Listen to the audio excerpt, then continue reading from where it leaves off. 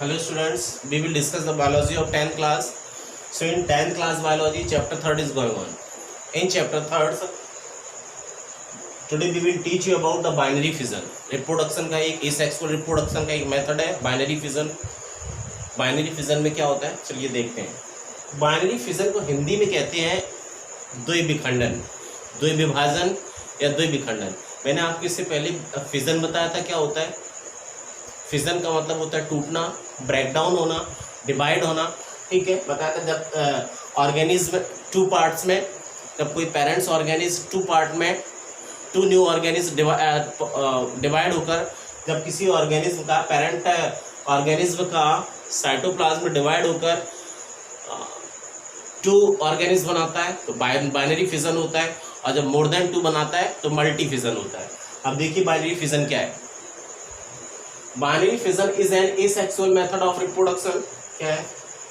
Asexual method of reproduction. ये reproduction का asexual method है of organism. In this process, इस मेथड में, इस प्रोसेस में क्या होता है, द पेरेंट ऑर्गेनिज्म स्प्लिट्स और divides and form two new organism. Parents organism क्या होता है, स्प्लिट्स और डिवाइड, या टूटता है या विभाजित होता है, और विभाजन होने के बाद में and form two new organism, और क्या करता है, दो नए ऑर्गेनिज्म को बना देता है. ठीक है, बाइनरी फिजन में पेरेंट्स ऑर्गेनिज्म जो है वो स्प्लिट होता है, डिवाइड होता है, और डिवाइड होकर टू ऑर्गेनिज्म जब बना देता है तो बाइनरी फिजन कहलाता है. ठीक है, वही लिखा है. Binary fission is an asexual method of reproduction of organism. In this process the parent organism splits और divides and form two new organism, दो नए ऑर्गेनिज्म बनाता है. Example amoeba, paramecium. अब देखते हैं अमीबा में कैसे बाइनरी फिजन होता है. Amoeba reproduce by binary fission. Amoeba किसके द्वारा रिप्रोड्यूस होता है, बाय बाइनरी फिजन के द्वारा. कैसे? By dividing its body into two parts. इसकी बॉडी टू पार्ट्स में डिवाइड होती है. ये देखिए अमीबा है, और कैसे डिवाइड होती है, इन दिस वे. इसमें when the amoeba cell has reached its maximum size, जैसे ही अमीबा सेल मैक्सिमम साइज पे पहुंचता है. ये एक अमीबा है, लिखा है न्यूक्लियस और साइटोप्लाज्म. ये न्यूक्लियस है और ये चारों तरफ साइटोप्लाज्म है.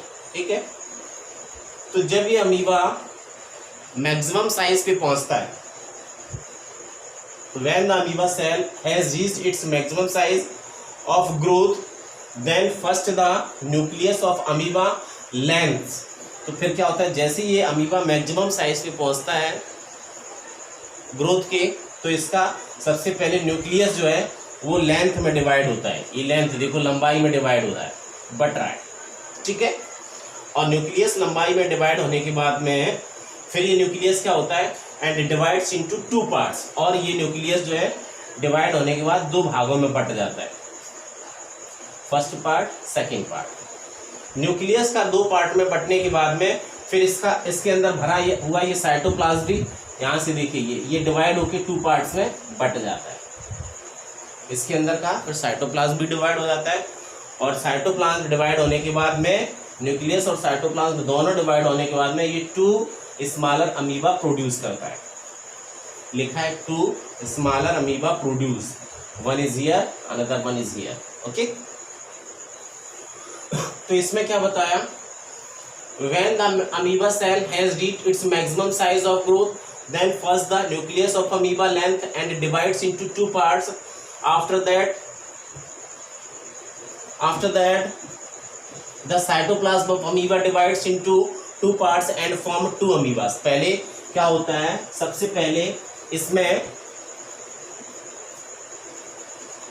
जब अमीबा फुल ग्रोथ पर पहुंचता है, और ग्रोथ पर पहुंचने के बाद में सबसे पहले इसके अंदर भरा हुआ जो न्यूक्लियस होता है वो न्यूक्लियस लेंथ में डिवाइड होता है, लंबाई में, और डिवाइड होने के बाद में दो न्यूक्लियस बना देता है. इसके बाद में साइटोप्लाज्म डिवाइड होता है, और साइटोप्लाज्म डिवाइड होने के बाद में टू स्मॉलर अमीबा प्रोड्यूस होते हैं. तो ये है binary fission in amoeba. Okay, so this is the binary fission in amoeba. Binary fission is a method of asexual reproduction. Okay, enough for today. Thank you.